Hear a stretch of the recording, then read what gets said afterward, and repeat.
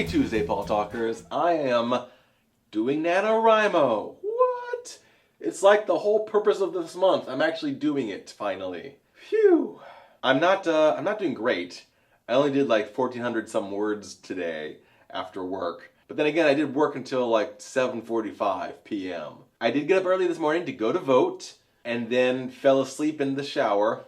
So I ended up not getting to the polling place until like 8:15, and I was afraid there was going to be this huge line out the door, but the flow of voters at my polling place was very efficient and quick, and I was not the only person who showed up with like choices already figured out on their sample ballot. So we all just went to our polling stations, put in all the votes that we'd already figured out we were going to put in, and then took off. I like voting. It's a nice little perk of adulthood. And then I had a regular work day, but it just happened to go until 7:45 at night, and that's not unusual. And then I tried to write my story, but while I was writing my story, I started falling asleep a little bit. And maybe that was my own fault because I was trying to work in a sitting position, and I just kept on just like nodding off, and eventually I got the idea that I should just stand up like I do when I'm at work. And all of a sudden I was able to write again. 1,400 some words is not the best for an evening, but it's not bad.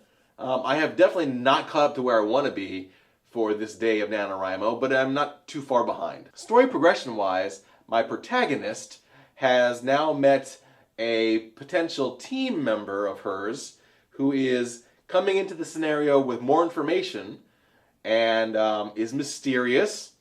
There has already been some sci-fi, fantastical, magical happenings in the story, and I like how I've been describing it. For example, there is a typical magical object in the form of an invisibility cloak, but it's not an invisibility cloak. It's like a poncho with a hood and then a pair of corresponding pants. There's a little hint at how it works, but without getting too much into the science of it. Anyway, I'm happy with the way it turned out. I'm still excited about my story, which is great. On day 4 now? I forgot what day this is. At some point, I do want to tackle my Project for Awesome idea, and at some point, I need to get started on my Christmas planning. I want to at least try to catch up to where I should be in the month with regards to how many words I've written before I take time away for the Project for Awesome and my Christmas planning. Suffice it to say, I am making my list. And I just haven't gotten around to checking it yet, let alone twice. I am planning, if at all possible, to go see Big Hero 6 this weekend, so that'll be something besides NaNoWriMo that I'll be vlogging about. And as I mentioned before, there are some tags that I want to do this month as well. If you like this vlog, please give me a thumbs up. If you have not yet subscribed, please subscribe. Share this vlog with your NaNoWriMoing friends if you have them, or just if you find it interesting. If you're doing NaNoWriMo also, let me know how your progression is going in the comments. And maybe we should be NaNoWriMo buddies. I've been making some NaNoWriMo buddy connections.